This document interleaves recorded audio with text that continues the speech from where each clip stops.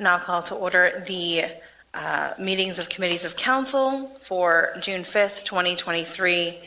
A few quick reminders before we get started. This meeting is being recorded and live streamed.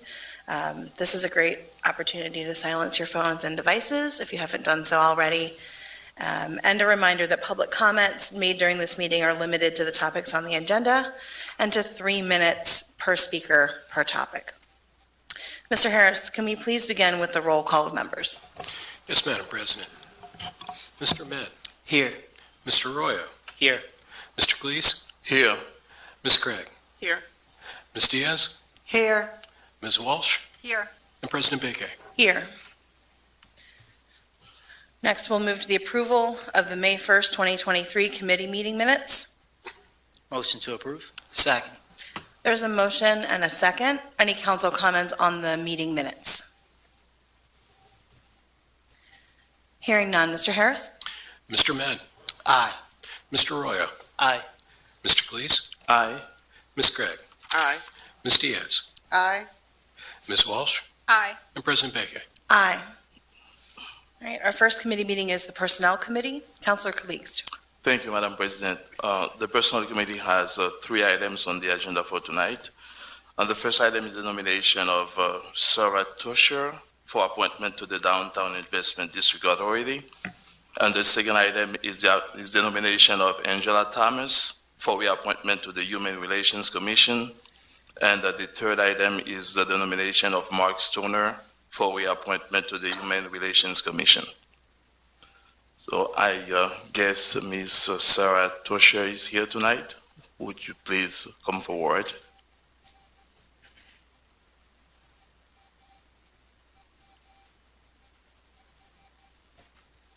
Thank you for being here tonight. Would you please introduce yourself and tell council your interest in serving on the board? Thank you. My name is Sarah Tusher. I'm currently the Managing Director at Eklund Development.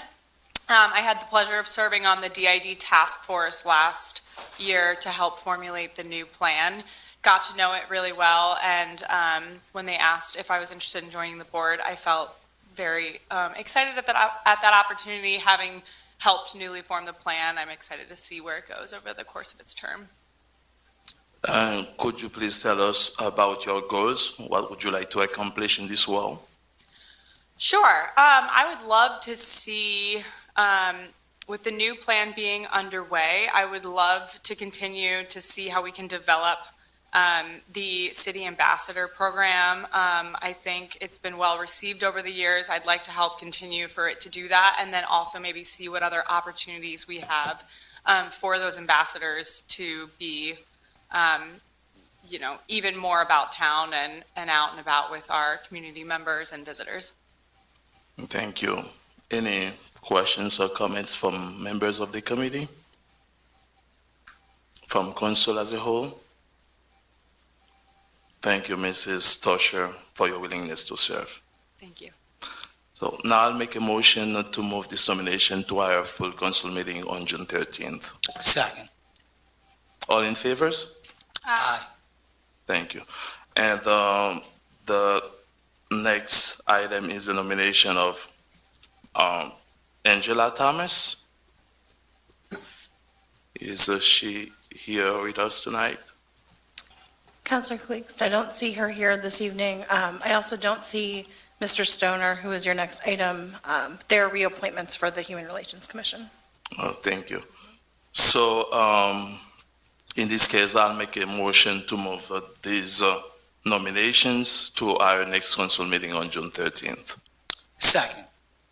All in favor? Aye. Aye. And Councilor Calixte, if I may, I had the pleasure of working with both Angela and Mark on the Human Relations Commission. They're both fine candidates. Thank you, Councilor, for your comments. And just to be clear, that was for both, right? I'm sorry, that was for both Angela Thomas. Yes, the motion is for both nominations. Thank you, Mr. Harris. Thank you, Madam President. Thank you, Councilor Calixte. Our next committee is Community Planning. Councilor Craig. Thank you, Council President. We have 5 items on the agenda tonight. First being the review of the Historical Commission for Lombardo properties. Is there somebody here to speak to this?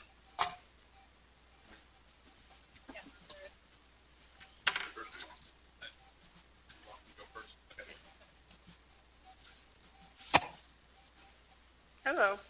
Hi there.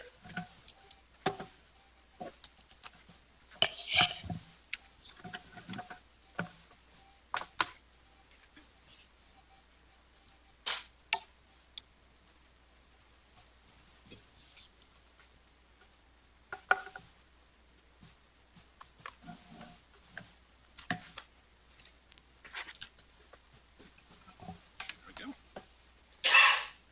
Still can't get the agenda. Good evening. Hello. Tess. Okay. So we are, Could you address, Yes, I'm sorry. give us your name? sure. My name is Justin Harklerode. I'm a project designer with RLPS Architects, and I've been a part of the team that's been shepherding this project for the past couple of years. We were last in front of you all in February at your committee and council meeting, and received approval at that time for most of the project, but are now back this evening more closely focused on 227 West James. This is a project, or a building rather, that has been unoccupied since before current ownership. But we see here in the overall map, historic map, that there's a lot of structures that have been removed over the past 40, 50, 60 years, to the point where 227 remains as an island in the heart of the block, unfortunately. Recalling our time in February together, we discussed the certificate of appropriateness that we'd received from the Historical Commission, the recommendation for the demolition of 211 West James, which is the Penn State lighting. We received a recommendation for the demolition of the rear structures or portions of the rear structures for 217, 219, and 221 West James, as well as the rear structures for 227 West James. This is with the caveat that the front structure facing West James on 227 would remain pending a subsequent submission to the Historic Commission that contained further information, either with structural analysis or a review of needs from a historic preservation-minded masonry individual. Also at our February meeting, we talked about the recommendation received for restoration of the elevations of 217, 219, and 221 West James, and the recommendation and approval for the new construction for the expansion of Lombardo's, as well as the kitchen expansion as well. So just a brief timeline, we reviewed the project with the Historic Commission in January of this year, and as we see, we took the demolition requests, renovation, and new construction. All those recommendations were brought before you all in committee and council for approval in February. The one outstanding item was that front structure of 227, which, with the input from the Historic Commission, just required additional legwork on our part. And so we have completed that, and most recently reviewed the demolition request with the Historic Commission in April. And in light of the information reviewed and talked about that evening, respectively came to a different conclusion than the commission with regards to that structure. We know part of our role as architects is not only to work through the processes that govern a project like ours, moving through the city, but also paying notice to the neighbors that would be most affected by the demolition request. And so we've taken the next steps to continue to be considered about this overall development and its impact on the neighborhood and what role that 227 structure could play in that. Directly adjacent to this, let's talk about the work that's being done at the triplex in 217, 219, and 221. Really the focus here is restoration of the street facade. So these are 3 units connected but over the years have received different levels of care and attention. And it's really the goal here is to bring some consistency throughout the elevation, looking at trim work, making sure it's painted consistently, looking at the porches, just to make sure there's that same level of detailing and care throughout. Looking at the porch roof, making sure that we have a new roof covering the porch, again, for that consistency and preservation. Looking up at numbers 6 and 7 as we get to the roof, making sure we're also paying notice to some of the architectural detailing that is important for a structure like this, and putting those back where they have been lost over the years. And so the focus here really is providing that consistency and same level of care throughout all of the units. As we look at the elevations, the top one is what would front the Lombardo's expansion and the potential there for a mural wall as it faces the Harrisburg Avenue corridor. And then on the western side, this would be the face that fronts the 227 West James. And so what currently exists is a vinyl sided facade. And our proposal is to go back with a brick look insulation product that could bring that nature of brick and painted brick back to the neighborhood in lieu of the vinyl. So we feel it's an appropriate solution, again, to provide the richness and consistency throughout the three structures. And this does bring us to 227. The charge before us from the Historic Commission was really to look at the structural analysis of the project, or of the building rather, and how its integrity is either there or not there. It was also to, as I mentioned earlier, to talk with a historic preservation-minded mason and understand what would go into providing restoration to these masonry facades, namely the one that fronts West James and the condition that it's in. And so we did attack this on a couple fronts. There's two big things going on with this structure. One, if we talk about the masonry, it is a masonry load-bearing structure, which means the brick on the outside is what's carrying all the load. The floors tie into it, the walls tie into it. It all works together. What we've seen and what the analysis has shown is that the masonry is really, there's portions of it that are deteriorated. And so the diagram on the right-hand side, which is that elevation fronting West James, is shown an area in that lower 2/3 of the facade that would have to be selectively reconstructed based on the condition of the masonry bowing out from a flat plane. And that bowing out is indicative of something structural happening behind the facade that needs to be addressed. So teasing this out just a little bit more, the reconstruction and repair that would need to happen is basically demolishing all the floors and all the walls inside the structure and building up sequentially a wall on the outside and a wall on the inside to stabilize the existing 4 walls that would be there. So essentially you're putting a wall on either side of the existing wall just so you could clear out everything and stabilize. That would then allow you to take about the work of reconstructing that facade. To the point where 60-65% of that facade would be reconstructed, and we would question whether or not there's that authentic historic character left on that facade based on the brick.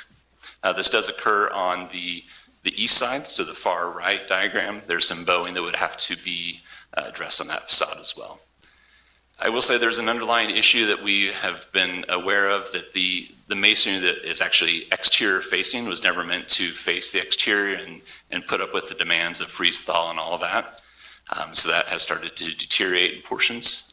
There is, over time, there's been painting to occur throughout the whole structure prior to ownership, that instead of allowing the masonry in its normal cycle of drying out throughout the year, has actually trapped that moisture into the brick. So it goes through freeze-thaw cycles and continues to spall and deteriorate the face of brick. So what we've seen is deterioration throughout the whole structure in need of replacement, restoration. And so our thinking is, the charge before us was to assign sort of the scope of what would be needed to stabilize the structure, to keep it there, to stabilize. And what we've understood is through the process is there will be nothing more than a shell of a building left should that happen, because we needed to basically demolish the whole inside, build this skeleton frame, and all that would remain is the exterior of that building. And I will say, we questioned whether or not that was the most appropriate use for that parcel, being central to that neighborhood block, or if there are potential for an alternate solution that could actually be responsive to the neighborhood, give back to the neighborhood as opposed to leaving them with a shell of a building. So as mentioned previously, we had the charge before us of taking on that analysis end of things, but also what we had the notion of what could be done with that parcel should the building be removed. And so what we see here is really an amenity for the neighbors, the opportunity that they would have to have an herb garden that could be, sponsored and assisted by the Lombardos, that it's a neighborhood hangout place. Again, this is mid-block, really central to all of the neighbors that surround this 200 block, and really feel that there's an opportunity to give back to the neighborhood and provide them with something more than a shell of a building. We feel that is providing something that's currently lacking there for them and something that they can call their own. I will say in support of this, the Lombardos wanted to initiate with the neighbors and really gauge their interest in whether or not this is something that they feel is best for their neighborhood, and have received really a good response from reviewing this with the neighbors. Again, we feel that we have a responsibility to do the right thing, but also to engage with those that are most affected by these decisions. That, in this case, really is the neighbors. So we feel that we do have the support of the neighbors and providing a good amenity for them. Thank you.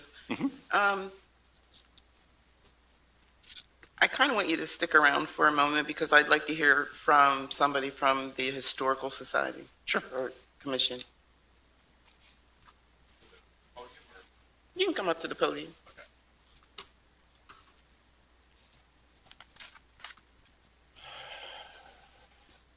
I've read over your recommendation, and I'd like everybody to hear your recommendation. Okay.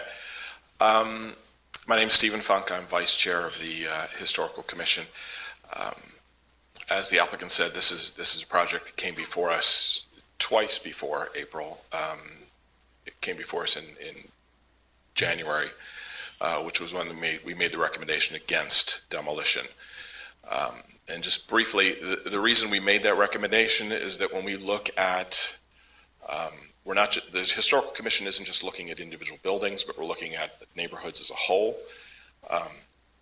and not just the individual details, the brick and mortar and the window details, porches of individual buildings, but also the scale and density of the entire neighborhood. And in this case, this particular building supports the scale and density of the neighborhood.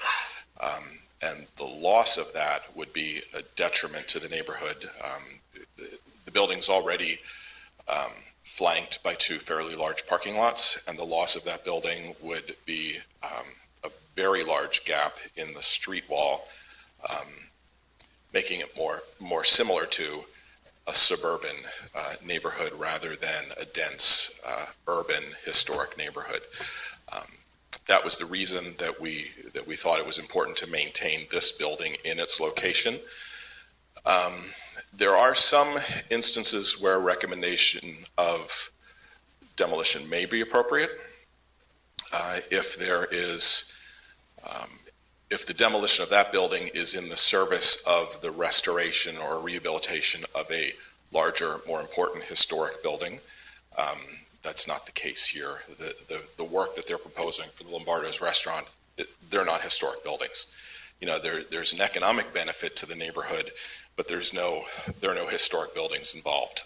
So that reason couldn't be applied to this. Also, if the applicant is proposing some other compensatory feature, some new structure, that would compensate for the loss of this building. I will say that at the April meeting, there was mention of a pocket park, and it was just kind of as a replacement for this building. and it was kind of quickly glossed over. There were no details about a community garden. This is new information to the Historical Commission. I'm not saying that we would have that our recommendation would have been different if we had had this information, but this is new information for the commission. So we recommended against demolition in January. They came back in April, really with no changes to the program. There were no changes to the site plan, no details about a community garden, no details about, say, perhaps a fence or a wall that might hold the street line that helps to, kind of maintain the density of the neighborhood. And they provided some financial information that wasn't really meaningful, that would cause the Historical Commission to change its mind on the recommendation against demolition. In fact, we did receive some new information which contradicts what the applicant stated earlier, and I haven't independently verified this information. I don't know if it's true. It's just that this information was shared at the Historical Commission meeting by John Spitalier, who is a realtor and a member of the commission. He reported speaking to a realtor who was familiar with this property, and John was told that this property was an occupied 3-unit building when the current owner purchased it, and that it was in good condition. Do you remember what year that was? I don't. 2014, something like that? So it was purchased once in 17 and then 18. Okay. So, as I said, I haven't independently verified this. We don't know who's right, whether it was, this realtor or the applicant who's recently stated that the building was unoccupied when it was purchased. But we were told that it was occupied. I would imagine that a building of this age has some deterioration. If what the realtor said was true, they may have discovered the deterioration and started to address it. I don't know if you've seen photos of the interior of the building. The building's been completely gutted. So if the owner attempted any kind of renovations or repair work, well, apparently they didn't because the building's been gutted. Again, we need to verify whether that building was in that current gutted condition when the property owner bought it, or if it happened during his ownership. If that's the case, then we have a case of demolition by neglect, which the ordinance does not allow demolition by neglect as a reason for demolition of the building. And finally, I think the argument that the owner's been trying to make is that repair or mothballing of this building for possible future renovation or restoration is cost prohibitive. There is a process within the Historic District Ordinance that allows for the applicant to make a claim of unreasonable economic hardship. And if I may, I will just read an excerpt from the ordinance with respect to that. Unreasonable economic hardship. Recommended denial of a building permit for demolition. When the applicant desires to make a claim of unreasonable economic hardship based upon the recommendation of the Historical Commission to deny a building permit for demolition, the applicant must file with the city clerk prior to city council's consideration of said application sufficient evidence to prove that the Historical Commission's recommendation will prevent the applicant from obtaining a reasonable return or a reasonable beneficial use for the property. The applicant shall submit to city council the information set forth below, which shall include the following when relevant, and then it lists 12 items, and then allows for city council to request more information beyond those 12 items. That information has been provided to the applicant. That's really beyond the scope of the Historical Commission's authority. We've done what we're required to do which is review the appropriateness of demolition based on the Secretary of Interior standards for rehabilitation and the city's own design guidelines, neither of which deal with the economic benefits or economic hardship of our recommendations. So we've done what we can do. If the applicant wishes to make a claim of unreasonable economic hardship, they need to do that. They need to file that claim directly with City Council. Thank you. So, Are there any questions from the committee? If I may, Councilor Craig? Thank you, Mr. Fung, for the explanation. Can you go into a little bit more detail regarding the demolition by neglect? So typically in situations, when does that occur, and then what are typical next steps when that occurs? well, actually, I've got that part of the ordinance too. I can read that. Section 155-28, demolition by neglect. All buildings and structures located within the boundaries of the Heritage Conservation District shall be maintained in good repair and kept structurally sound and reasonably protected against decay and deterioration. Any deteriorated condition of the building or structure resulting from the failure of the owner to maintain the property in good repair, structurally sound, and reasonably protected against decay and deterioration shall not be permitted as evidence in support of an application for a certificate of appropriateness for demolition. So basically, it's the building owner's responsibility to maintain their building in a safe condition. And it appears that the owner did not do that. And they're now trying to use that poor condition as an excuse for demolition. And that's not allowed by the ordinance. And then as a follow-up regarding the new information that you said wasn't presented to the Historic Commission, typically with something like this, could this be resubmitted to the Historic Commission, represented as, and reconsidered? Yeah, I mean, I actually wish that you would have, talked more about this at the April meeting. There might have been a different outcome. Yes, ma'am. Sure. Hi. Excuse Thank me. you. My name is Abby Frederick, and I work for Mr. Lombardo in project management. As a result of our meeting in April and the feedback that we received from the Historic Commission, we reached out to our neighborhood, because at the end of the day, we were kind of at a bit of a stalemate, if you will, and we wanted to hear from our neighbors. They're the ones that are looking at these structures. What are they interested in? What are they curious about? What do they want to activate? So that's why you didn't see anything, because this truly came from our May 22nd meeting with the neighborhood. We had about half of the households there and several households that were not able to attend our meeting that have reached out.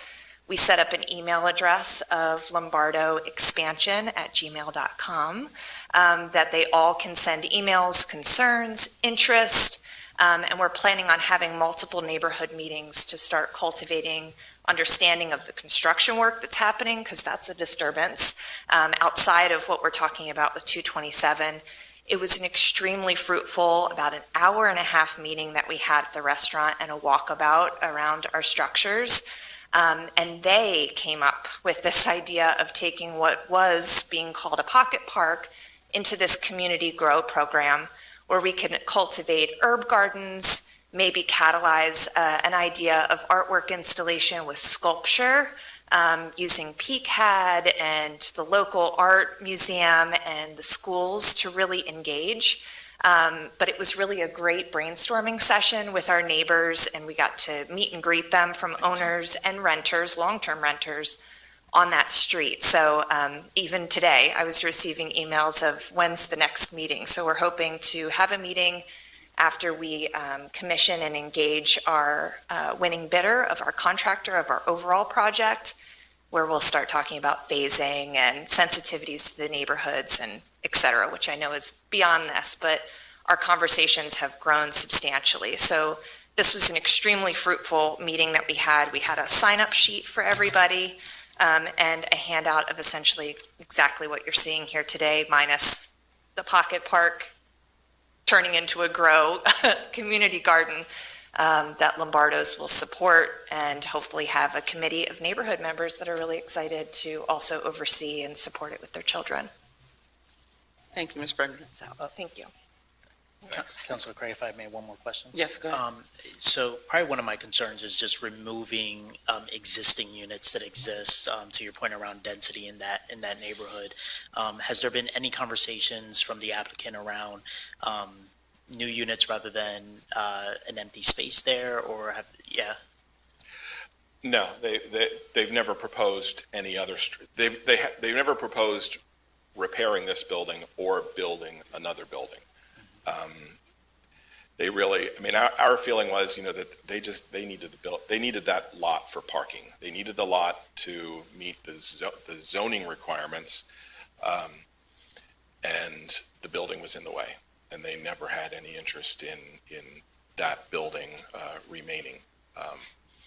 So I will respond to the young lady that, this is all information that the Historical Commission did not see.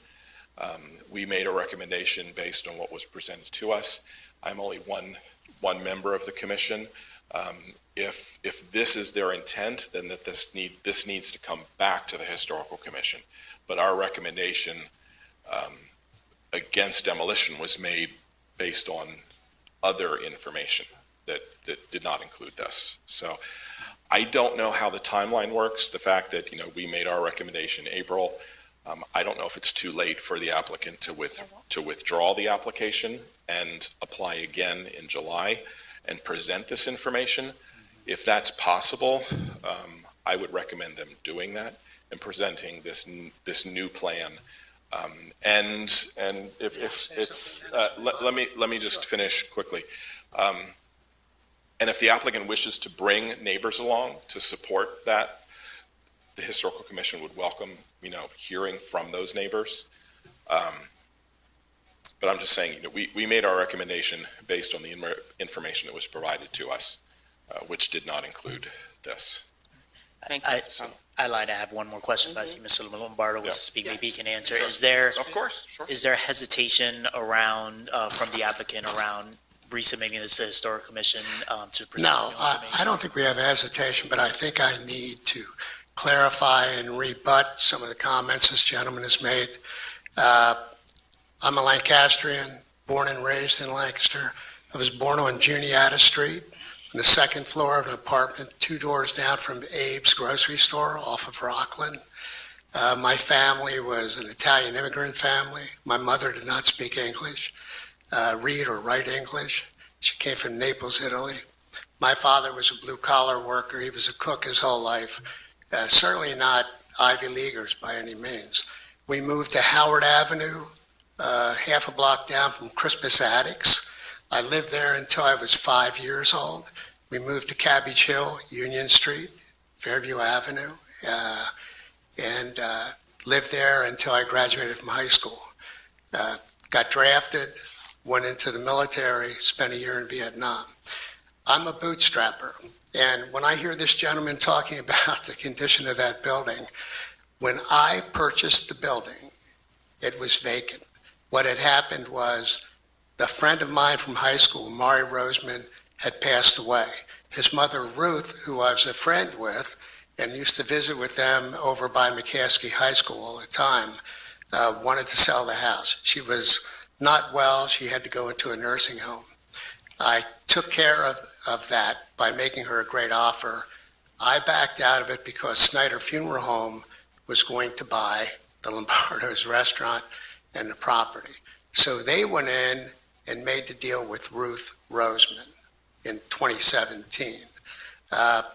If this gentleman would talk to the granddaughter who visited the house many, many times, in fact, she made a comment in the newspaper, the house was horrible when the Rosemans were living there. Horrible. It was deteriorating at that time. She had, instead of mortar, she put concrete between the bricks, which helped exacerbate the deterioration of that brickwork. Also, when he talked about the property being stripped, it was stripped because it was loaded with mold. And we had to take everything off the walls to deal with that mold condition that the house had. He didn't mention, I think, just to repair that building is $650,000. I know there's a realtor that made a comment that's on his committee. I don't know where the comment came from, but it was very negative and very ugly, saying that if I would have taken care of the property, it wouldn't be in that condition today. That's false. That is false. He's a realtor. I'm a businessman. I'm a Lancastrian. I care about the city. I care about the safety of residents in the city. The fire department put an X on that building. If it catches fire, they won't even go into it. They will not even enter that building if it catches fire. They would try to hose it down from the outside, but they're not going to jeopardize their officers or their employees to go into that building. We have done everything we can in estimating what it would cost to repair that building, including, I think, using one of the historic preservations or committee's own contractors to take a look at the property. I would say at this point, we have talked to the neighborhood. Look, I want to take care of Lancaster City. I have pride in Lancaster City. I was born and grew up here. My family comes from this area. So if you would have Misty Bensack, the granddaughter of Ruth Roseman, Maury Roseman, she could tell you the condition of that building, not innuendo, but facts. She lived it. She was there. So, of course, we'd be happy to reapply if there was consideration for that. We're trying to help the neighborhood. That little pocket park at this point in time, every neighbor received it with acceptance and anticipation of how great it would be to have that. Their big problem, if you would really like to know what is a problem in that neighborhood, is parking. They would even be willing to do permit parking if the city would authorize something like that. I talked to them about shepherding that for the neighborhood, paying the cost of research and so forth, so they could have permit parking. I talked to them about the hours of not being operational at Lombardo's restaurant, where I could give them some relief rather than them poaching on the property, unlawfully, to come in and just park there, which some people do now, and I know that. So we're looking at ways that we can say to the neighborhood, hey, we are not open on Sundays and Mondays. We don't open till about 11 o'clock, and we normally close around 9 o'clock. So to the neighborhood, if they get permit parking, I would allow them to park there with a permit those hours of non-operation. So these are things that I'm really trying to do for our city. And the bureaucracy that takes place, I'm not blaming this gentleman. He came in uninformed. He's not prepared to talk about what is really happening on that site. I am, because I've lived it. And anyway, I just wanted to make that point to all of you. Safety is important. I'm a Lancastrian, a bootstrapping Lancastrian that has done many good things for this city and still intend to do it. And, to pay a prohibitive price to keep a building that is unsafe, I'm sorry. I'm requesting that the council allow us to put a little pocket park in there to enhance the neighborhood instead of looking at that eyesight. Thank you, Thank Mr. you. Lombardo. Thank you. Are there any further questions from the committee? Councilor Craig? Yes. And maybe, Mr. Lombardo, you could answer this just briefly. I'm curious as to what the original intent was when this particular property was purchased.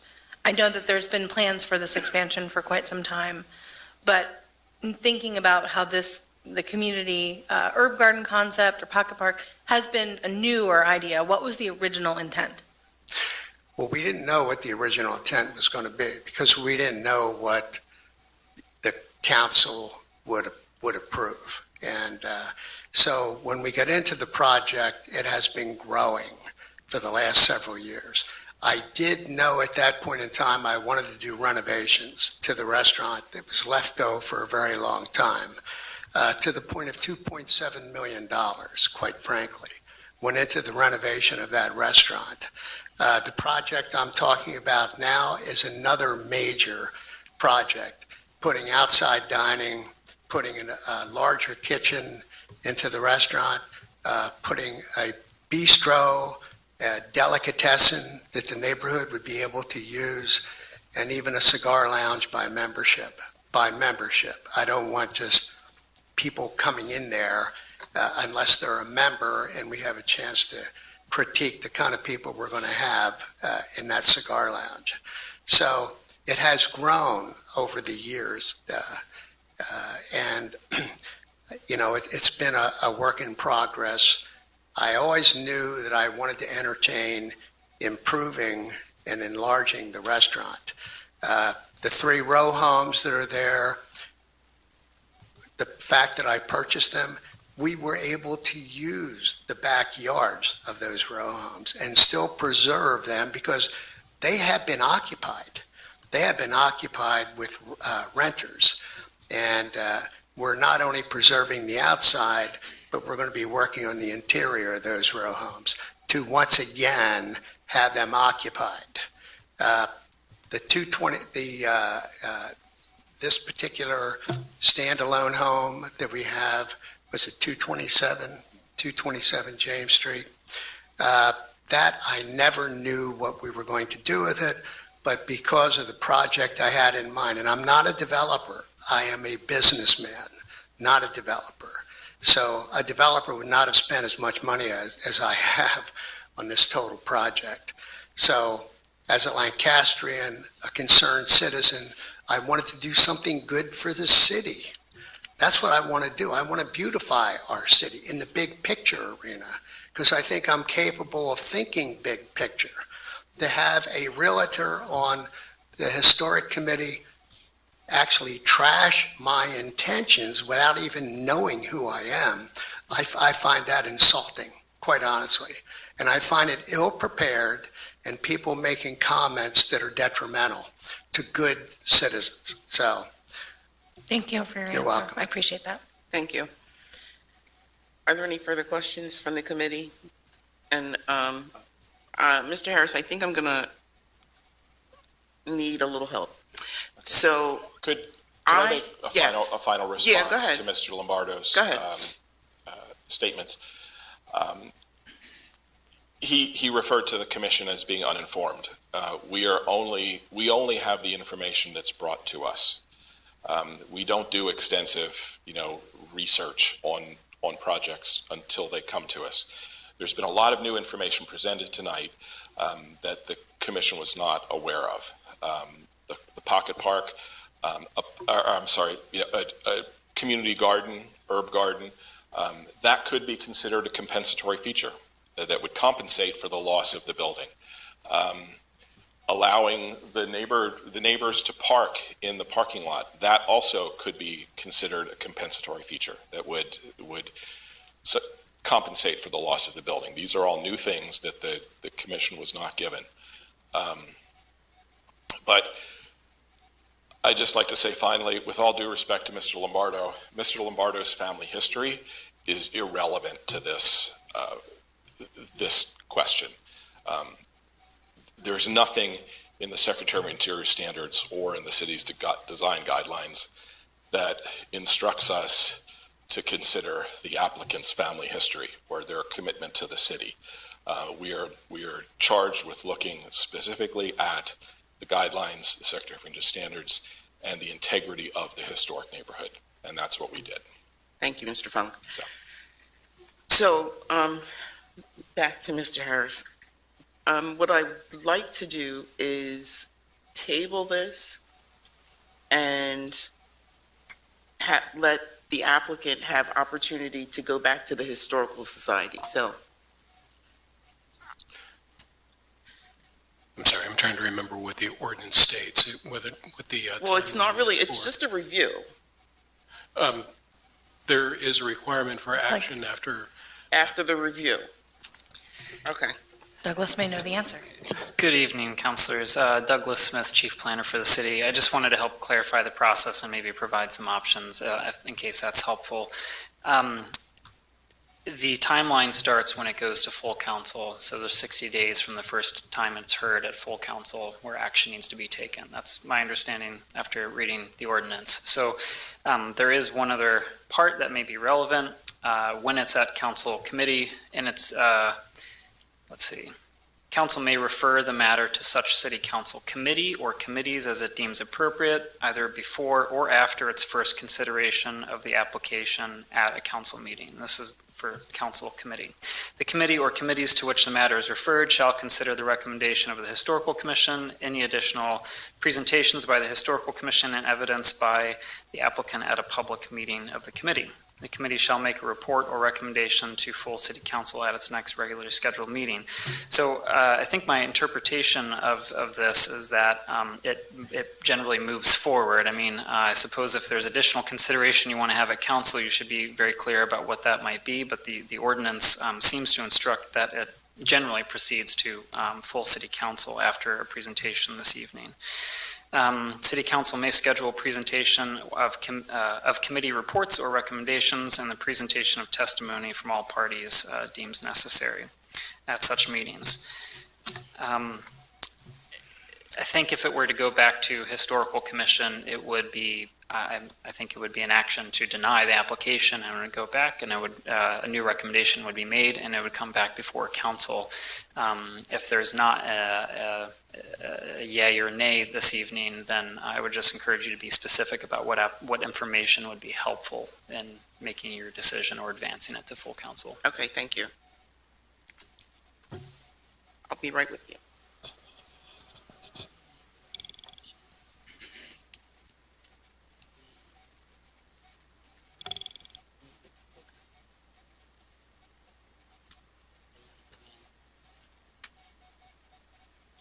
We need to do this on the thing. Okay, sounds like a plan. So I think we need to move this to full council on the 13th and get a vote on the Historical Commission's original Counselor Craig, recommendation. can I interject for just Yes. a moment? So what's before your committee is a recommendation of denial. Yes, We can bring that, you can take that out of committee to full council, and then we would vote to either, this is where it gets a little tricky, approve a denial or not. We'll have to be very clear. And then at that time, based on what Mr. Smith just explained and clarified to us in the ordinance, that would trigger it going back potentially to the Historical Commission, if that's your intent, Councilor Craig. And if I may, Council President, it's also up to the applicant about whether they want to proceed that path. They could withdraw this application. I don't think there's anything preventing them from doing that, which, and then they would submit a new application to Historical Commission. So I don't think it has to proceed that way. In an alternative, there's not yet been information on the economic hardship according to the ordinance submitted. So that is a path that's still available to the applicant if they want to submit that necessary documentation, and that could happen as a part of this application. So if anything is additional, required additionally by the council, that could be it. And then that could be heard at council committee and advanced if economic hardship is desired. well, in light of all the new information that was presented here this evening,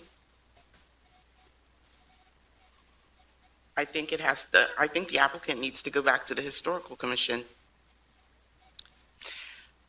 I would suggest that at tonight, for the purposes of our council committee meeting, that there is a motion to advance this to full council. That will give the applicant an opportunity to take into consideration the conversation that was had here tonight and decide whether or not they want to withdraw, which they could withdraw before the 13th, or proceed and work towards a vote. So I think just to keep all the wheels on the bus going Yes. and let the applicant have time to decide how they want to proceed and to have an opportunity to speak to council, that would be what I would recommend for tonight. Perfect. Then, if there are no further questions from the committee, I would like to make a motion to move this to full council on the 13th. Second. All in favor? Aye. Thank you all. Thank you. Okay.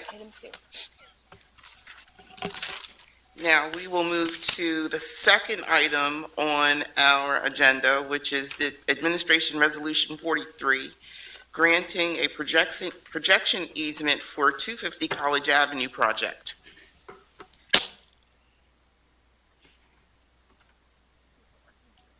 Absolutely. Thank you all.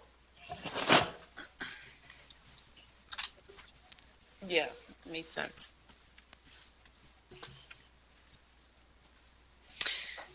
Hello again.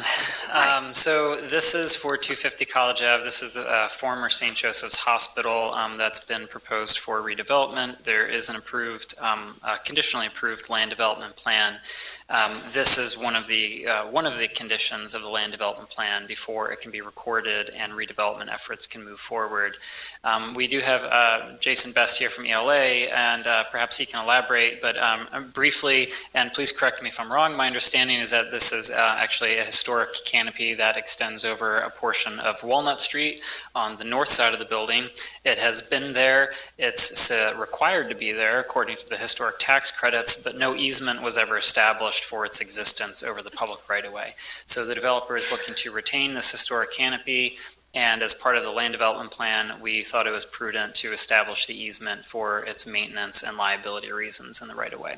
So I think this one is fairly simple, but we're both here to answer any questions you might have. So it already exists? It already exists, and it's being requested to maintain, to exist exactly how it is right now. It may be being refurbished, but otherwise it would not be expanded. Okay. I don't have any questions other than that. Questions from the committee? Questions from the public? Seems like that's pretty easy. I'll make a motion to move this to full council on the 13th. Second. All those in favor? Aye. Okay. Next item on the agenda is Administration Resolution 44, amending the sewer control plan to include 232 North Prince Street project. Thank you, Counselor. So 232 North Prince Street is the former, sorry, I'm drawing a blank, the Roberts Furniture Building. Benjamin Roberts. Thank you. And that is being proposed for redevelopment by Benjamin Roberts Building.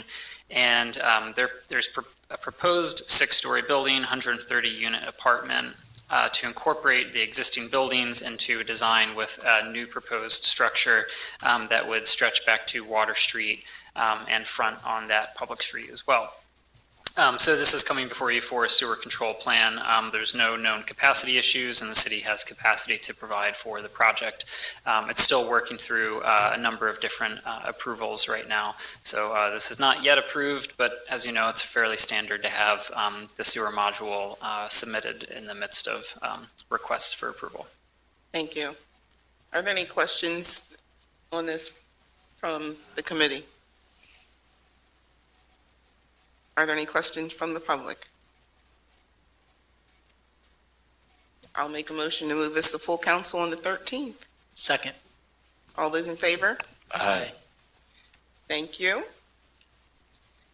Next item on the agenda is going to be Public Art Annual Report. Is somebody here from the Public Art Committee?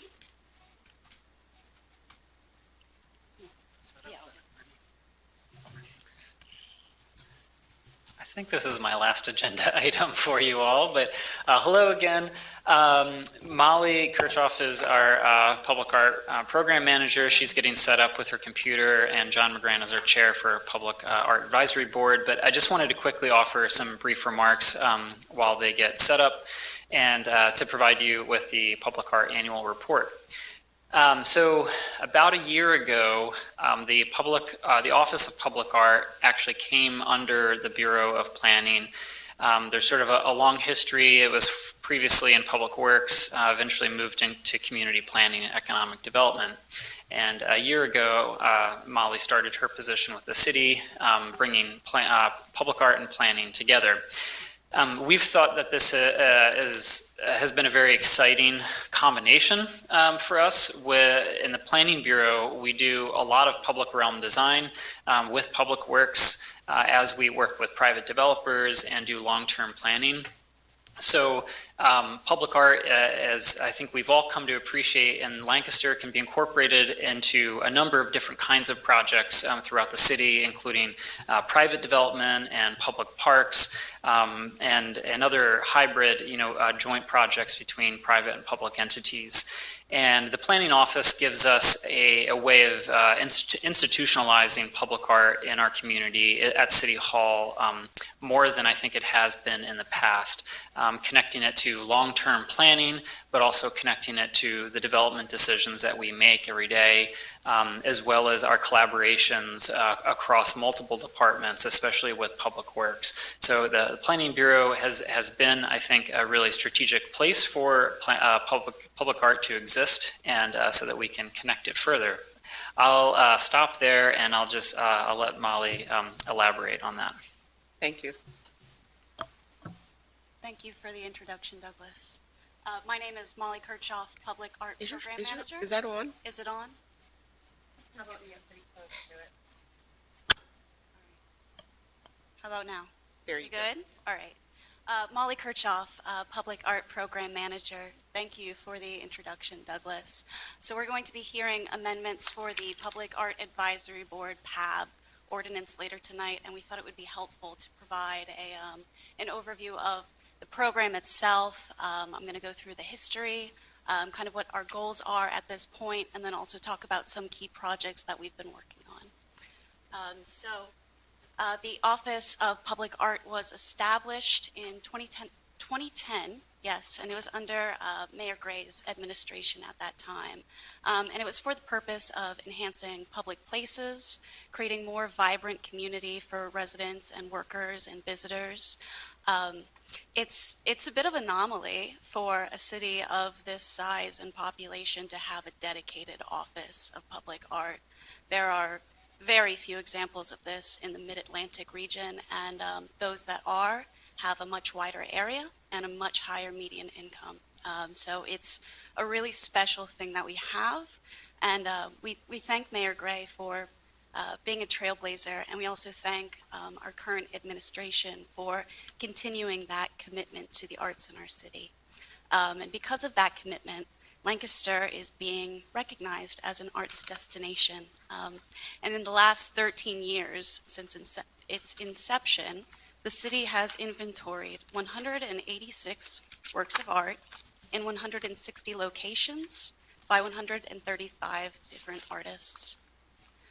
So the office has evolved in those 13 years and expanding into different sectors based on the varied skill sets of its program manager, and then also the capacity at which the office was needed to operate at and to support the city's growth at that time. So the approach to the administration has been somewhat experimental, as there's really no set model for us to emulate, and even if there was, why would we want to do that? So this approach has, thus far, it's yielded a lot of success. And I think 186 works of art, it truly is evidence of that. So there have also been, a few tests, but outcomes really are only realized through trial and error. And we are learning and advancing. So the newest iteration of the office is finding itself under community planning and economic development, as Douglas has talked about. So under CPED, we have 3 overarching goals, and those are to, firstly, to shape places and create experiences through art. As Douglas said, we're institutionalizing art opportunities in the planning process and applying strategies that allow art to shape the landscape of the city. Secondly, we're creating opportunities that support the arts and artists. We support the arts through engagement and education, organizing business and cultural opportunities for local artists, and by connecting arts and consumer stakeholders. So that means creators, consumers, facilitators to really converse and innovate and ultimately implement art. And then third of that would be to use art as a tool to increase engagement and to build strong neighborhoods. So we use art as a non-traditional way to initiate civic engagement and negotiate shared spaces and common grounds. So by engaging diverse communities through art, we create pathways for more meaningful conversations. We tell the stories of our culture and our city, and we create a sense of belonging. And that's really imperative to building a stronger neighborhood and a stronger city itself. So the Office of Public Art operates in 4 distinct program areas, those being public art planning, public art administration, public artworks, and entrepreneurship and commercial impact. So I'm going to walk you through quickly each of those areas, and then I'm going to linger a little bit on some of the projects and initiatives that are at the forefront right now. So in public art public art planning, we have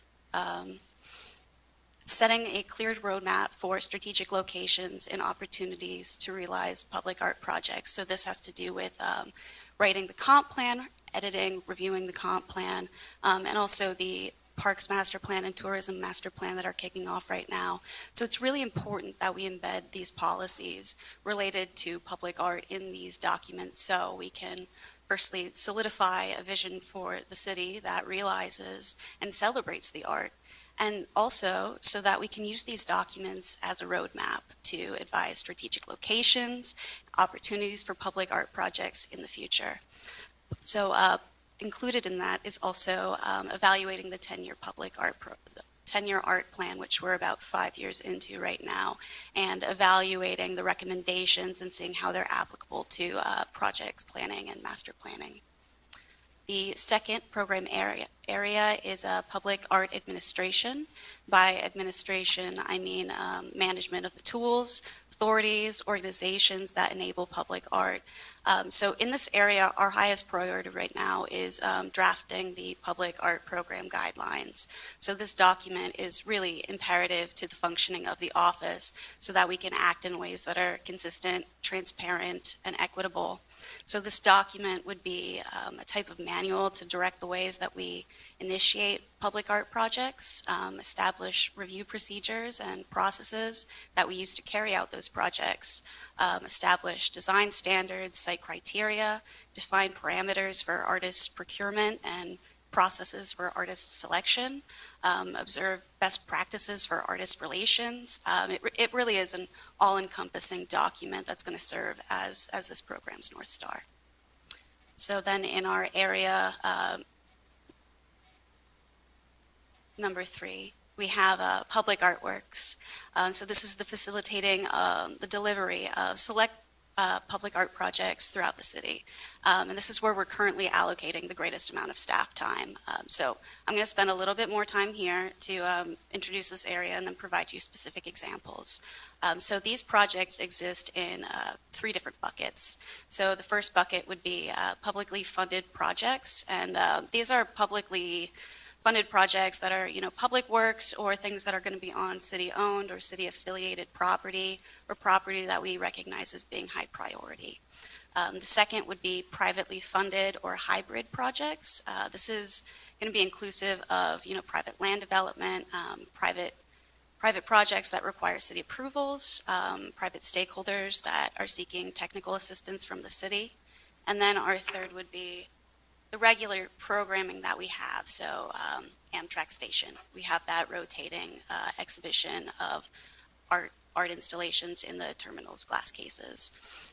So I'm going to look a little bit firstly at bucket number 1, which is the publicly funded.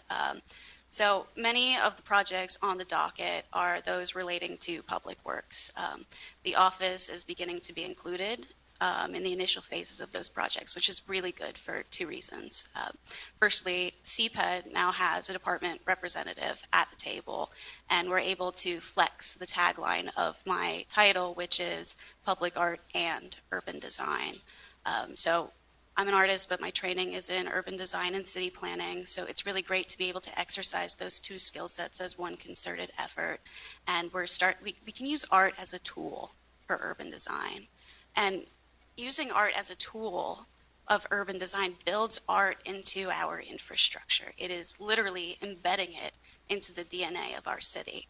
And even if it's, artwork of a lower scale or has, greater functional elements, or it's just a more thoughtful approach to looking at streetscape improvements, we're building a city that's beautiful in every facet. So the three projects that we're collaborating with DPW on are the Water Street Boulevard CIP, the Plum Street Roundabout, and then also the Ann and Juniata streetscape improvements. So first one that we have for the CIP Water Street Boulevard, the public reviewed 8 different concepts to be included in the Water Street project. So most favored was the concept of putting sculptural elements into the rain garden. So you'll see that represented there on the right. That's kind of the general idea of what that's going to look like, and those are going to be at our 3 locations on Water Street. The second is the Plum Street Roundabout project. So we are currently seeking an artist to create a mosaic in the hardscape courtyard on the southeast side of the roundabout. So there are some examples there to the right of what a sidewalk mosaic looks like. Those are a much smaller scale than what we're anticipating. Pending approval, we're looking at 40 square feet. So if it's a circle, for example, that's a diameter of 7 feet. So it's going to be a pretty large installation. We actually posted a survey to determine subjects and themes that residents would like to see represented in that mosaic. So please fill it out. It'll take you 15 seconds. So we're really, really looking forward to getting that RFQ out there. And then the third project I mentioned was Ann and Juniata. We're in the very early stages of that, and we're identifying art opportunities right now and what that might look like. So then the second bucket is privately funded. So Leave Your Mark, Erase Your Footprint is the most recent example of a privately funded project that required city assistance.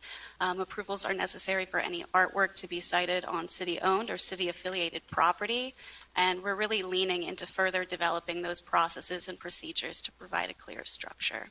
The mural that you're seeing was funded by SOE to beautify and draw attention to their composting bin that's located at the old Rostolski Recycling Building that overlooks Culleton on Conestoga. And we're really grateful that they provided the city with a work that was made by the community and for the community, and we're really happy to see it. The third bucket is regular programming. So the rotation exhibition at the train station has been a longtime staple of the public art program. So we're very pleased to announce that at the beginning of this year, we selected 3 artists to be featured through December. So what you're looking at right now is the Craftsman's Guild that was part of our first quarter of the year. And currently installed, we have Thundercat, who is a well-renowned spoken word poet in the city. We've never had work from an artist of this medium, so we're really excited to see our collection diversifying. So this is another item that was focused on firming up the review process. We now have a framework in place for managing these displays, which includes a more transparent public process that includes PAB, and a more equitable selection of artists. So our next call goes out in September to select artists of 2024, and we're really looking forward to it. And then the final program area is entrepreneurship and commercial impact. This is something that we really spent a lot of time considering when we're drafting policies related to art in the comp plan. So those policies include art and quality of life, arts and culture in public spaces, spaces for art and artists, creative capital, and art in capital planning and private development. So we wanted these policies to reflect our commitment to creating opportunities for artists so that they can have sustainable careers. We want our artists to be able to stay artists. And in addition to offering them, art opportunities, we also want to work to partner with organizations that offer business development skills to aspiring professional artists and identifying other workshops and lectures and learning sessions. Being an artist is like being a small business owner, so we want to make sure that our artists have those foundational skills to build a strong base. So those are our 4 program areas, and a quick overview of the program's development thus far.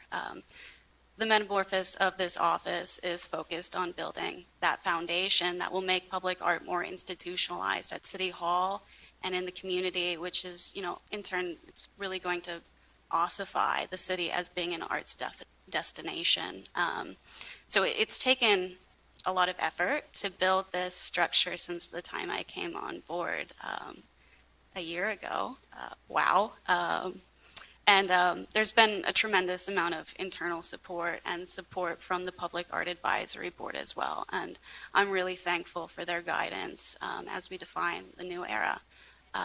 So as we're evolving the program, we're also evolving PAB in the way in which it operates to bolster their presence and provide them with greater and more concrete powers and duties. So the amendments we'll be reviewing later will be a reflection of that. So now I'd like to turn it over to the board chair, John McGran. Thanks. All right, we're good? Yep, okay.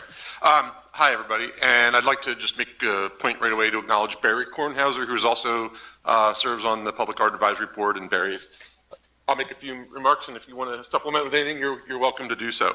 And I'll try not to talk too long. I mean, I want to just talk for a minute about how grateful, I'll sort of reiterate many of the things that Molly said. Mostly that, I think Molly's right. I mean, it's unique to have this in a city of our size, and I think it's a real asset to our community. What Molly spoke to earlier, which is grateful to Mayor Gray for starting this in the first place, and we're grateful to the Sriracha administration for continuing it. I think, the fact that we are so committed to art really does speak to what makes Lancaster different. I think about this pretty frequently relative to other cities our size in Pennsylvania. And when I think about how successful Lancaster has been when some other cities have maybe have struggled a little bit more and haven't been quite so successful, I think our commitment to the arts and to a public art program have a lot to do with it. I think it makes us a desirable place to live. I think it's a desirable place to be working as an artist. And I think all of that makes Lancaster an attractive place for future development. I've been on the board since 2016. I'm the longest serving member of the board. And, and to some of Molly's points as well, I mean, it's been a little volatile. I mean, we've had multiple public art managers in that time. We've had periods without a public art manager. And we've had, some volatility in the board. But I think, during Molly's tenure, it's been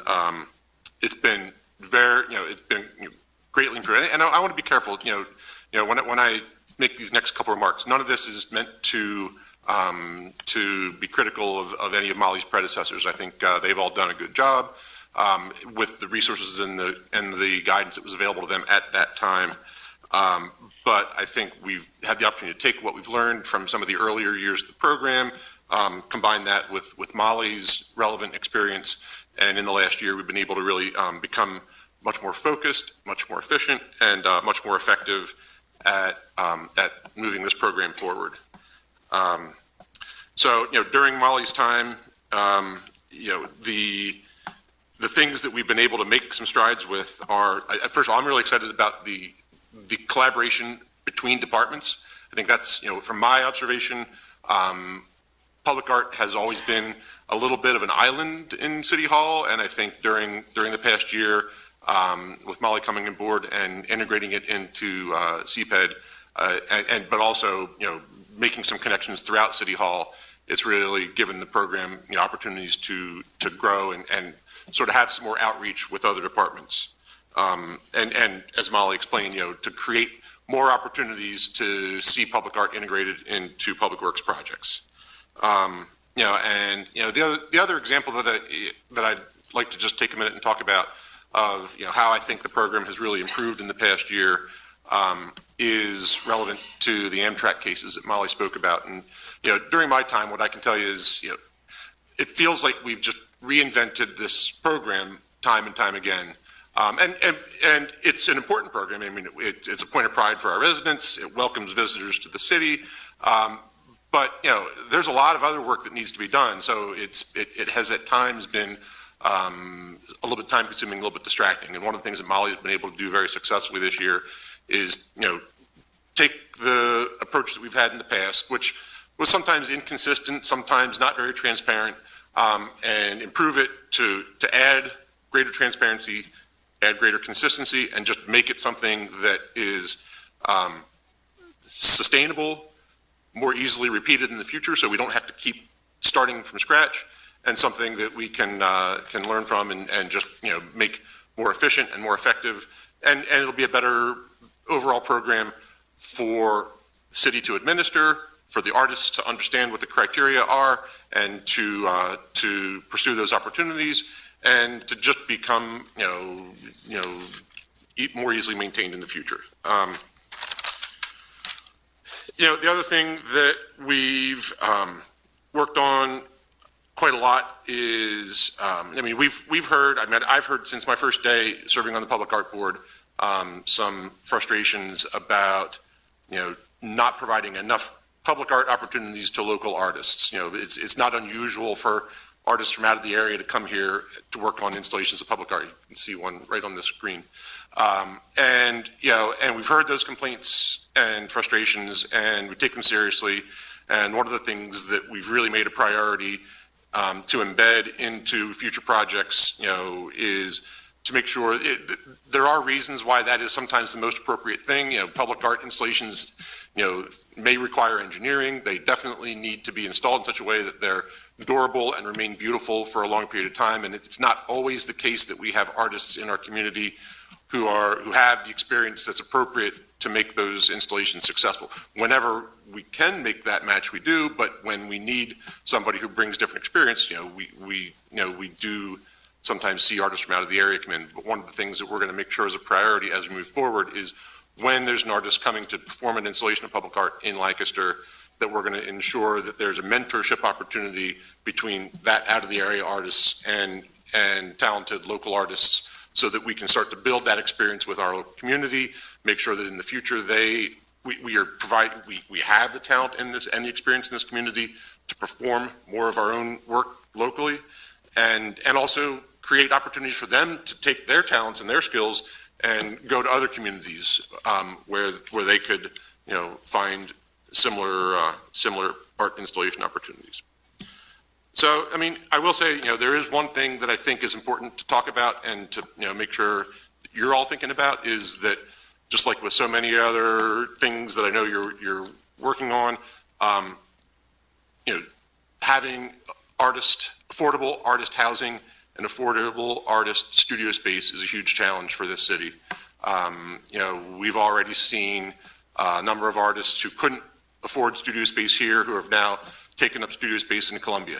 And the similar problem with housing. I know Thundercat, who is currently our featured artist at Amtrak, since installing that installation, has relocated to Harrisburg for housing cost-related situations. So we do need to, that is one part of what I know is a vexing problem overall, which is, these people who have contributed to the success and beauty of our city are finding it more and more challenging all the time to have a sustainable and functional, affordable life in our city.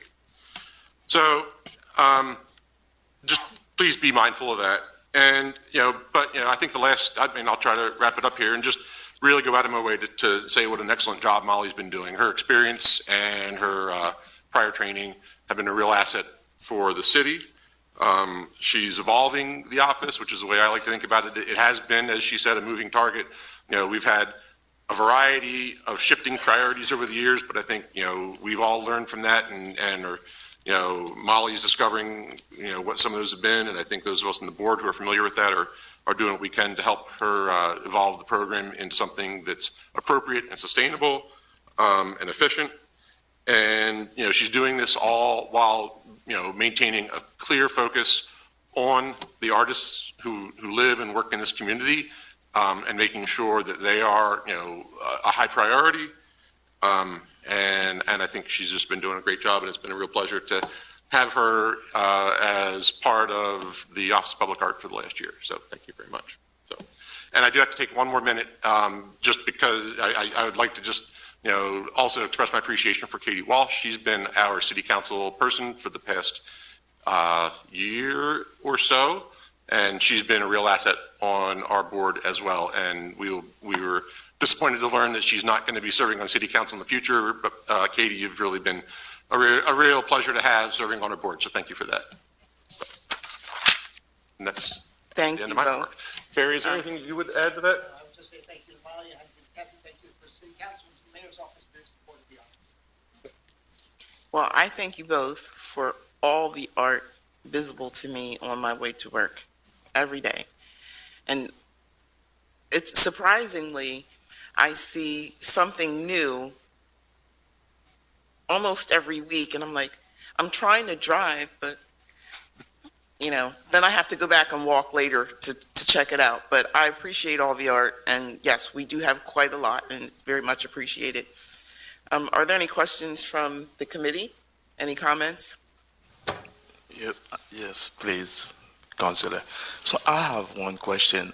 How would you describe the feedback that you have from the community regarding the public art works that have been done across the city? And what kind of impact does that have on the community? I met with a group of students from Manheim Central 2 weeks ago, and they wanted to learn more about the public art program. And a lot of those kids only come into the city when their parents take them out to dinner or go to see a show. And it was surprising to them to see all of this art and culture and beauty around them. So it really draws people in, not just, the people that take the train over here, but it really draws in all of the different people that are in this county to recenter them and recognize that this is what our community does, this is who we are, and this is how we're going to move forward as a city and as a community.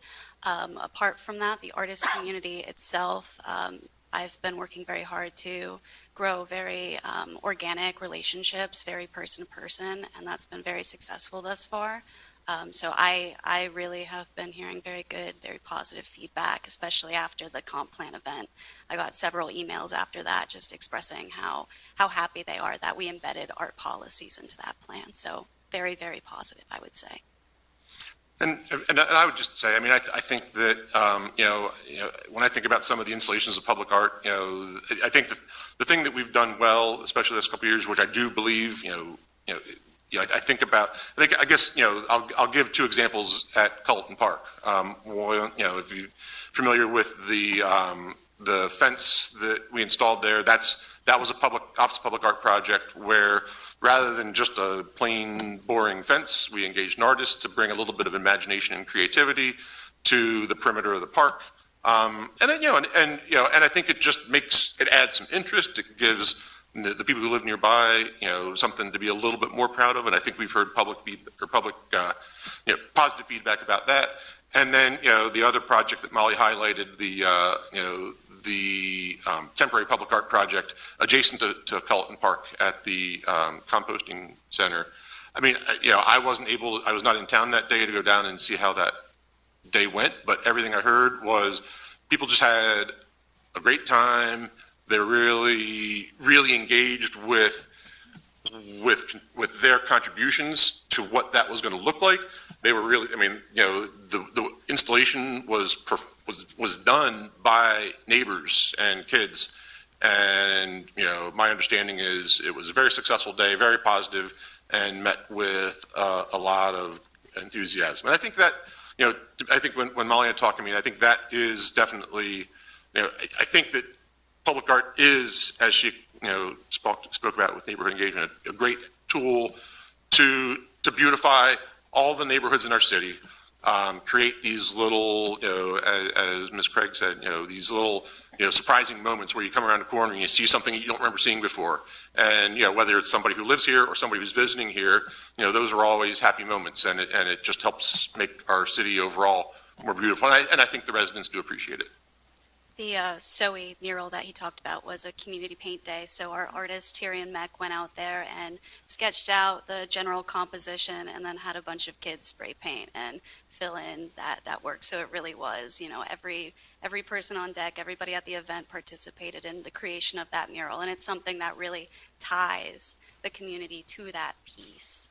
And it's a temporary building, so we hope that we'll be able to retain a certain piece of it or pieces of it to memorialize it in the future. And when you look at this report, is there anything that you would have changed in your work or something that you would have done better? In the last year or in the last 6 years? No, the last year, I mean, based on this report. I wish I had more than 24 hours in a day. I'm really pleased with the work that we've done. I really am. I don't know if you have anything to offer. I agree. I think we've done. I think Molly has done a really excellent job this year. She came in. Depending on how familiar you are, there was a pretty long gap. Her predecessor's tenure ended. More or less a year before she came. So there was not a lot of institutional knowledge. There was not an opportunity for Molly to get onboarded by her predecessor. Molly had to come in and learn from the notes that were available and her prior experience and the experience from the support from the people on the board. So, as she, the word I remember hearing Molly say a few minutes ago was experimental. And I think that's what we've done is, Molly has, tested various approaches, seen what works, seen what doesn't work, do more of the first thing and less of the second thing. And I think that has, in that 12 months, really gotten us to the point where we have a much greater focus and clarity and a much more efficient approach at making this a functional program for the city. All right, thank you for what you're doing and thank you for the presentation. Thank you, Councilor. Are there any further questions or comments from the committee? I'm on the committee. I'm in public, so I'll wait and see if you have any. You want to come up here and introduce yourself? Sure. Come on. That's okay. Okay, I'm Barry. I'm on the board, and I just wanted to say one thing I know that we really care about is being as strong advocates as we can, and we probably haven't been strong enough to deal with keeping our artists in this community because of the affordability of housing and workspace, not just studio but rehearsal space. It's a big problem. We can't address it ourselves. We need everybody to help in every way, form, or fashion. But I also want to remind everyone that the arts is an incredible economic engine for this city. I think we all know that and appreciate it. It's one of the reasons we want to expand and have that program grow. And I'll make one final note is, another thing that makes Lancaster so special is the consideration of that public art isn't just visual. It can be literary, it can be performative. And Lancaster is one of the only cities of its size to have its own poet laureate. And I think that's an extraordinary gift to this community as well. That's all I wanted to add. Thanks. Thank you. Thank you, Barry. Any further questions or comments from the public? Here you go. Thank you very much. I don't think we need to move that. We don't need to move it. Thank you. All right, the next item on our agenda, which is the last item, is Administration Bill Number 8, amending the Public Art Ordinance. So there are three key sections here that we're working on, apart from just updating some of the language, cleaning it up. We looked at the definition of public art. As it stands right now, it doesn't define a lot of, it doesn't define what publicly accessible means. So we wanted to make sure that that is cemented as something that's visibly or physically accessible from the right-of-way or located within a building that is under the ownership or is affiliated with the city. So something that really serves for the broad public interest. It doesn't say who recognizes something as a work of art.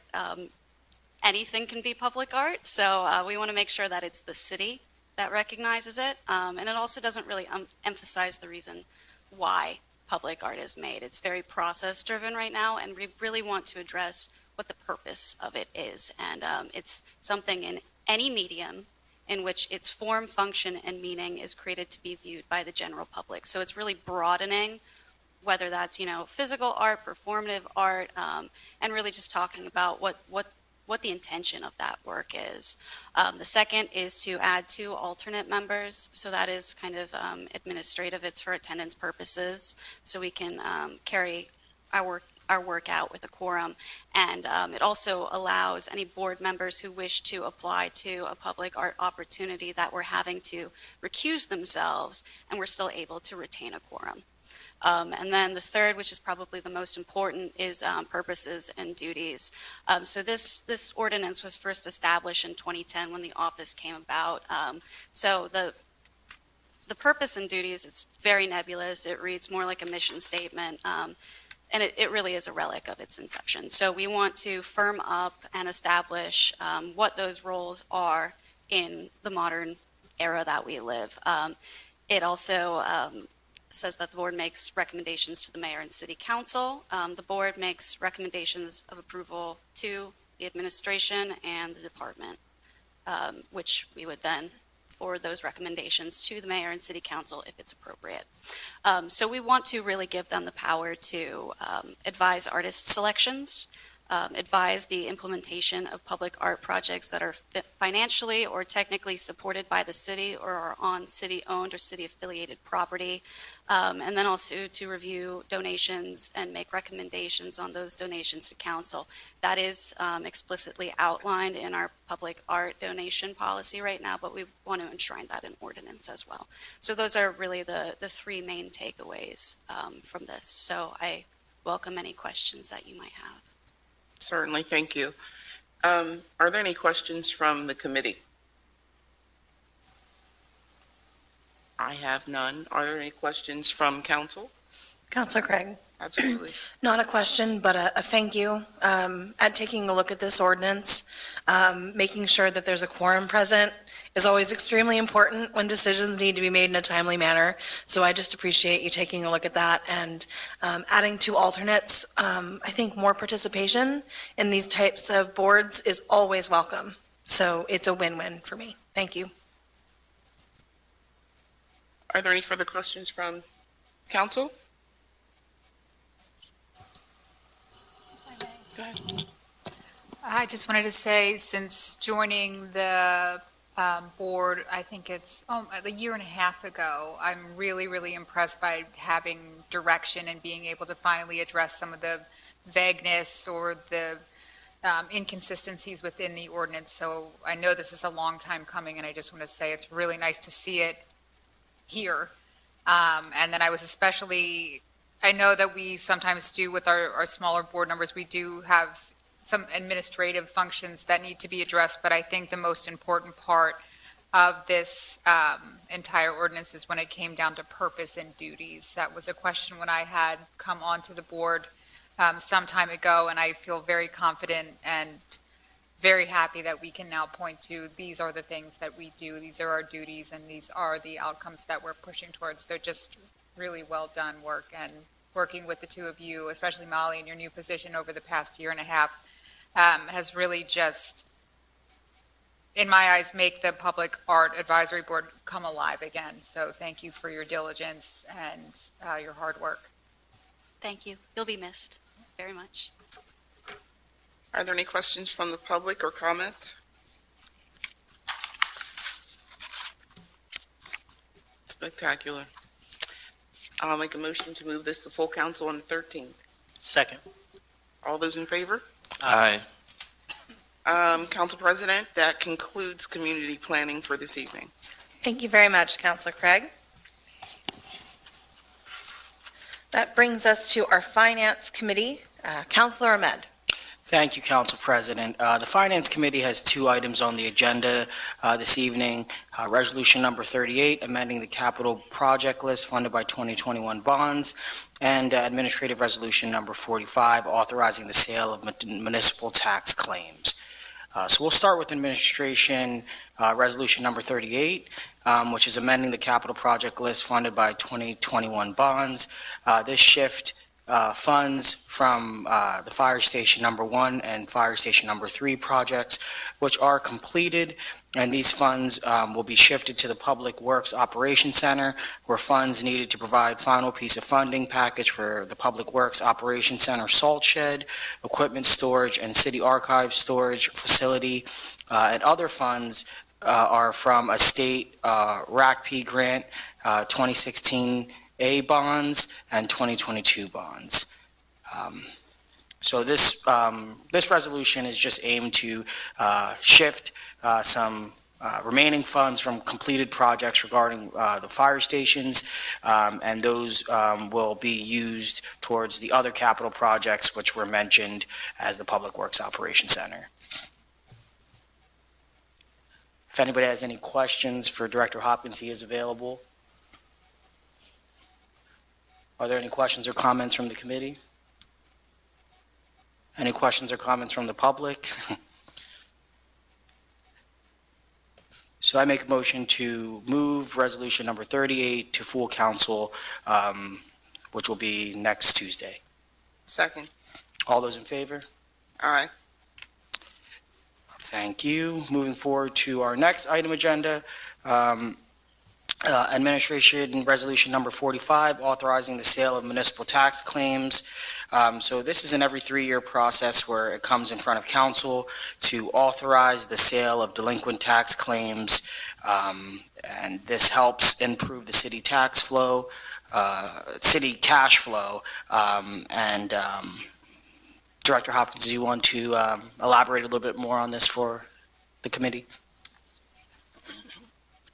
You nailed that first one. I wasn't sure if I was coming up here or not. Okay, so as Councilor Ahmed said, this is a reauthorization of a process that we've had in place now since 2008. And as he said, this is really around city cash flow. So the process that we've had in place since 2008 is when we issue real estate tax bills in a given year, those tax bills, we put them out, and the due dates are based on provisions in state law for real estate tax bills by municipalities. They're due to be paid with a penalty no later than December 31st of the year that they're issued in. We're then required by January 15th of the following year to turn over the information for all of the tax bills that were not paid in that calendar year. So for instance, January 15th of 2023, we turned over all of the delinquent accounts, so tax bills not paid in 2022, to the county treasurer's office. The county treasurer's office then takes over those tax claims and does the collection process under provisions of state law related to delinquent tax claims. Their process can take 1, 2, 3, sometimes 4, or even 5 years to collect the delinquent tax claims from a given year. So that obviously has a cash flow impact on the city because we're issuing tax bills in a given year, but maybe not collecting revenue from those tax bills until years down the road. So sometime in the early 2000s, there was some changes to state law that allowed this process to take place. And what we do is partner with the City Redevelopment Authority. The City Redevelopment Authority takes out a loan from a bank, and in this case, the 2022 claims were sold to them through a loan from Fulton Bank. The Redevelopment Authority takes out a loan that is backed by the collection of those tax claims. The Redevelopment Authority pays the city up front. Typically, the transaction happens in March, so we usually get a payment in either March or April of the year for about 90 cents on the dollar for all of those delinquent tax claims. So rather than waiting 2, 3, 4, 5 years for payment of those tax claims, we're getting a slight discount on that amount, but we're getting that cash up front. In the last several years, 2020 and 2021, the total amount from those tax claim sales was roughly $1 million. It dropped in 2022 to about $760,000. And this year, in 2023, for the 2022 claims, it was about $875,000. The fact that it drops is actually a good thing, because what that means is that more people paid their taxes in the year in which the tax bills were issued. So for instance, we were about $342,000 under budget in 2022, but we were about $340,000 over budget in the regular real estate tax collection line item. So it was essentially a wash, because we got more paid in the year, we got less in the sale of those claims the prior year. One of the things that we saw with in 2021 also was that, and the firm that we work with is called Municipal Revenue Services.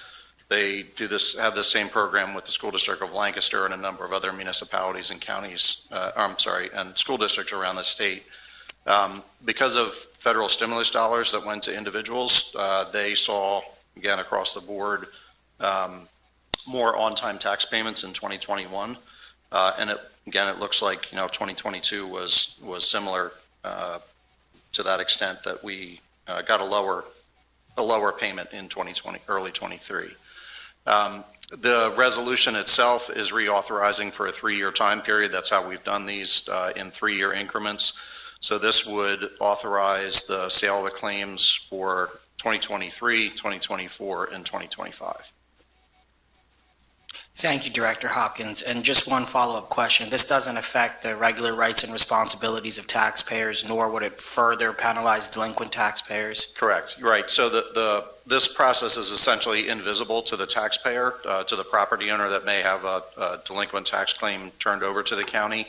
The county just does their same collection process that they have done for decades under state law. It doesn't have any impact at all on the individual taxpayer. Thank you. Are there any further comments or questions from the committee? Any further comments or questions from council? From the public? Thank you, Director Hopkins. Sure. Thank you. At this time, I make a motion to move resolution number 45, authorizing the sale of municipal tax claims, to full council. Second. All in favor? Aye. Thank you. And that concludes the Finance Committee, Council President. Thank you much, Councilor Ahmed. We now move to Committee of Whole, where we have several resolutions to consider this month. The first item is Resolution number 39, recognizing Juneteenth, and that's being introduced by Councilor Craig. Councilor Craig. Okay, thank you, Council President. Juneteenth. I think I'm going to read this just the way it is. A resolution of the City Council of Lancaster, City of Lancaster, recognizing June 19, 2023 as Juneteenth in the City of Lancaster, and calling upon all Lancastrians to honor the dignity, culture, and contributions of African Americans to the history and life of the City of Lancaster. The resolution reads as follows. Whereas the road to freedom has been arduous for African Americans, and the important work for equality continues today. And whereas historically, due to its location along the Mason-Dixon line, Lancaster County played a significant role in the freedom of enslaved Africans by way of the Underground Railroad. And whereas Lancaster was home to a number of prominent Black and white abolitionists who advocated for freedom for all Africans. And whereas according to the United States Senate Slave Registry, all Africans living in Lancaster were free by 1850. And whereas on January the 1st, 1863, President Abraham Lincoln issued the Emancipation Proclamation declaring that all enslaved Africans held in states then in rebellion shall be then, henceforth, and forever free, and promoting all enslaved Africans to demand their freedom. And whereas word traveled to the edge of the nation slowly, but made it to Galveston, Texas, the westernmost Confederate state, where General Granger read aloud the Emancipation Proclamation on June 19, 1865, sharing that slavery had been abolished, and whereas this day came to be known as Juneteenth, and was first honored the very next year in Texas on June 19, 1866, with a jubilant, hopeful celebration filled with picnics, music, and prayer within the Black community. And whereas Juneteenth celebrations take place across the nation each year in honor of resilience of the Black community and in the homage of all African Americans who bravely paved the way for freedom in America. And whereas 49 states and the District of Columbia recognize Juneteenth as a holiday or day of observance, including Pennsylvania, which adopted Juneteenth National Freedom Day as a state holiday in 2019, and President Biden signed the Juneteenth National Independence Day Act in 2021, making the day a federal holiday. Whereas the City of Lancaster will celebrate Juneteenth as a city government holiday for the first time this year. Now, therefore, be it resolved by the Council of the City of Lancaster that Juneteenth 2023 be celebrated as Juneteenth in the City of Lancaster, and all Lancastrians are invited to reflect upon the spirit of the day, embrace the beauty in diversity, and pledge to honor the dignity, culture, and achievement of African Americans in every sphere of life in this city, in the Commonwealth, and in the Commonwealth nation. There you go. Thank you very much, Councilor Craig. I will just make a quick note that the resolution was adapted and input was collected from our local chapter of the NAACP. And I am really glad that this year's Juneteenth resolution includes the fact that it is recognized as a city holiday for the first time. Are there any further comments from members of council on the item? From the gathered public? I will then make a motion that we move this to our regular meeting on the 13th. Second. All of those in favor? Aye. Thank you. The next resolution, number 40, recognizes Immigrant Heritage Month and World Refugee Day, and that's being introduced by Councilor Ahmed. Thank you, Council President. I will go ahead and read this resolution as well. A resolution of the Council of the City of Lancaster recognizing June 2023 as Immigrant Heritage Month and June 20th as World Refugee Day in the City of Lancaster, and noting the contributions of immigrants and refugees to creating the culture and economy of Lancaster. Whereas the month of June is Immigrant Heritage Month and Tuesday, June 20, is World Refugee Day. And whereas an immigrant is a person who is living in a country other than their country of birth, and immigrants in the United States may be here pursuant to different types of immigration status, including U.S. citizenship through naturalization. And whereas a refugee is someone who has experienced or fears of persecution by their government or force that their government cannot or will not control because of that person's race, religion, nationality, political opinion, or membership in a particular social group. And whereas more than 7,400 Lancaster residents were born outside of the United States and come from countries around the world, including Afghanistan, Dominican Republic, Somalia, Mexico, Ethiopia, Congo, Colombia, India, China, Nepal, Kenya, Burma, Korea, El Salvador, Vietnam, Canada, Germany, Cuba, Haiti, Guatemala, and the Democratic Republic of the Congo. And whereas the City of Lancaster has welcomed immigrants since its founding in 1742, and as recently as 2017 took in 20 times more refugees per capita than any other city in the United States. And whereas the City of Lancaster has opposed discrimination based on race and national origin since 1964 and codified that position by ordinance in 1991.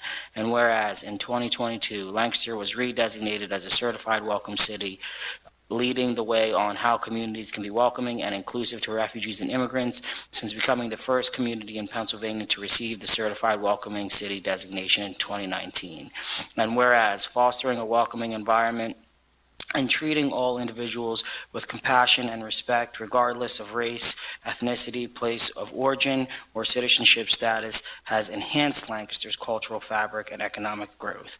And whereas a 2012 study found that immigrants are more likely to start businesses than native-born residents, and Lancaster has received national attention for the variety and vibrancy of its restaurants, with much of the credit going to immigrant entrepreneurs. And whereas during COVID-19 pandemic, immigrant and refugees have worked in essential industries, putting their own lives at risk to support themselves and their families, and in doing so enabled Lancaster residents to continue to obtain essential items and services. And whereas we recognize that our immigrant and refugee residents have an incredible strength and resiliency and have faced many hardships before arriving in Lancaster, and may have experienced additional discriminations and acts of violence after arrival, as those perpetrated against our Asian American, Pacific Islander, and Muslim communities have become all too common in the United States in recent years. And whereas Immigrant Heritage Month offers opportunities to recognize the accomplishments and contributions that immigrants and their families have made in shaping our nation's history, enriching this country's culture, and contributing to the economy and success of the United States. And whereas World Refugee Day, celebrated since June 20th, 2001, commemorating the 50th anniversary of the 1951 Convention on the Status of Refugees, is an opportunity to recognize and acknowledge the strength and resilience of refugees who have fled conflict and persecution in their home countries in hope of reaching sanctuary and a better life in the United States. Now, therefore, be it resolved by the Council of the City of Lancaster that we commit to developing policies and initiatives which support our immigrant and refugee residents, increasing equity and access to city government and its services, and fostering a community which strives for inclusiveness, equity, peace, and justice for all Lancaster residents, regardless of their status and country of origin. Thank you, Councilor Med. Thank you, Council President. Appreciate you reading that into the record. Are there any other council comments on the resolution? Comments from the public? Hearing none, then I'll make a motion that we advance this resolution to a regular agenda on the 13th. Second. All those in favor? Aye. Thank you very much. Our next resolution for the Committee of the Whole is Resolution Number 41, recognizing Pride Month in the City of Lancaster. I am introducing this resolution this year. In lieu of reading it into the record, I will just say, and this echoes statements that I made at the raising of the Pride flag on June 1st here at City Hall, that in a year when our LGBTQ plus community members are under increasing attack, both politically in this country and unfortunately physically in this country, this is more important than ever that we reaffirm our status to fight discrimination and hate for LGBTQ community members. Particularly, we acknowledge that this year our trans gendered community members are in danger. They are under specific attack, and we need to support them and protect them. And also just proclaim loudly, I will proclaim loudly that gender-affirming care is essential and saves lives. This resolution is really a symbol, and we will be joined by members of Lancaster Pride here for our upcoming, hopefully, vote on the 13th on this resolution. But support for this community goes beyond these walls, and it flows through all of our actions that we take. And I'll also just mention that our Human Relations Ordinance since 1992, I believe, has protected our residents against discrimination based on sexual orientation and gender identity. And that, I think, speaks to the fabric of who we are as Lancastrians. Any other council comments on this resolution? From the public? With hearing none, I will now make a motion that we move resolution number 41 to our full meeting on the 13th. Second. All those in favor? Aye. Thank you very much. Our last item under Committee of Whole is resolution number 42, recognizing the contributions of the late David Porter. That's being introduced by Councilor Diaz. Thank you, Mr. President. The late David Porter was an extraordinary individual who left an incredible mark on the lives of children in the neighborhoods.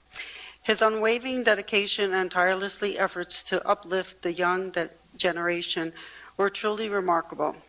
David Porter recognizes the importance of our nurturing and supporting environment for the children to thrive, and he took it upon himself to create just that. Through his initiatives and such establishment of community basketball location called Tornado Alley and organizing teams to play behind his home, he invested some of his own money, and David Porter was a guidance and support to countless children. His genuine care and compassion resonated deeply within our young ones that were instilled in the sense of belonging and empowerment. David Porter's legacy lives on through his life of touch and positive impact that has made to our children in his neighborhood. His selfishness and commitment in their well-being were remembered and cherished for many years. The resolution will be brought forward to our city council next week, and they will have several members of the young children that grew up in that neighborhood and impacted David Porter, giving his legacy and also his commitment to making sure that children were not in the street but involved in this I would say very important games that he had, and I had the opportunity to speak with him and see even some of his artwork that was sold in order to keep Tornado Alley going forward. So I move, if nobody has any questions or any comments. Councilor Diaz, I appreciate you bringing this forward, and I just want to make note that Mr. Porter did unfortunately pass away on May 17th. And I think it's important that we acted quickly to get this together. So I appreciate you bringing that to our attention, Councilor Diaz. Thank you. So I'll go ahead and make a motion to bring this forward to full council next week. Second. We have a motion and a second. All in favor? Aye. Thank you very much. Thank you, Councilor Diaz.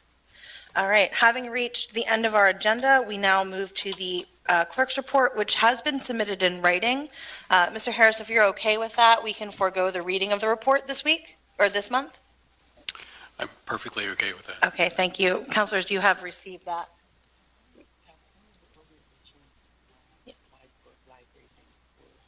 Yes. Councilor Craig was just making sure that there is Juneteenth flag raising, and it is. They are all set to go. Is that going to be on the 19th? I'm looking at DJ. It actually, yeah, it's the 16th.